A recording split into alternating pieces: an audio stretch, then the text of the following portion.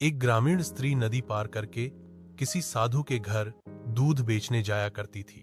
प्रायः सुबह आने में उसे देर हो जाती थी, जिससे कई बार उसे झिड़कियां भी सुननी पड़ती थीं। एक दिन जब देर से वह स्त्री आई तो साधु बोले, तुम्हें आजकल रोजाना देर क्यों हो जाती है? स्त्री ने उत्तर दिया कि नाव का इंतजार करते करते मुझे देर हो जाती है, जिससे आपको मुश्किल का सामना करना पड़ता है। साधु भावावेश में बोले, हरि का नाम लेकर पार क्यों नहीं हो जाती? हरि का नाम लेकर तो लोग भवसागर से पार हो जाते हैं, तुम मामूली नदी से पार नहीं हो सकती। स्त्री को हरि नाम का सहारा मिला तो उसने सोचा कि साधु महाराज ठीक ही कहते होंगे, इसलिए हरि हरि कहती हुई नदी के पार हो गई। अब रोजाना वह ऐसा ही करने लगी। हरि नाम जपती जपती इधर आ जाती और हरि नाम लेकर उधर चली जाती। अब उसे देर नहीं होती थी।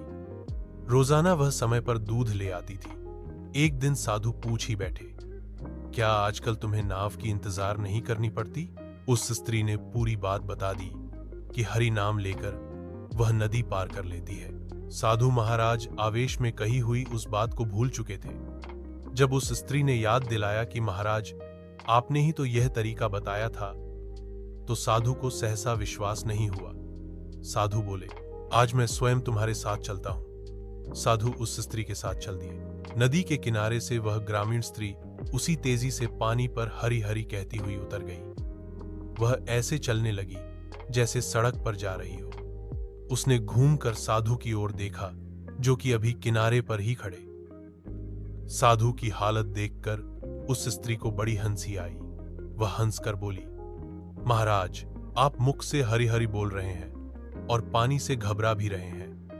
लगता है आपका हरि पर पूरा विश्वास नहीं है, तभी तो आप पानी में उतरने का साहस नहीं कर पा रहे हैं। साधु को बड़ी लज्जा आई और अपने कच्चे विश्वास के कारण वह पानी में उतरने का साहस न कर सका।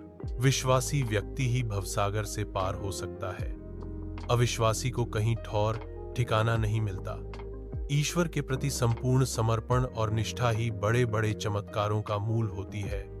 ठीक ही कहा, विश्वास ही इंसान है, विश्वास ही भगवान है। इस कहानी से आपको क्या शिक्षा मिली, हमें कमेंट करके जरूर बताएं। धन्यवाद।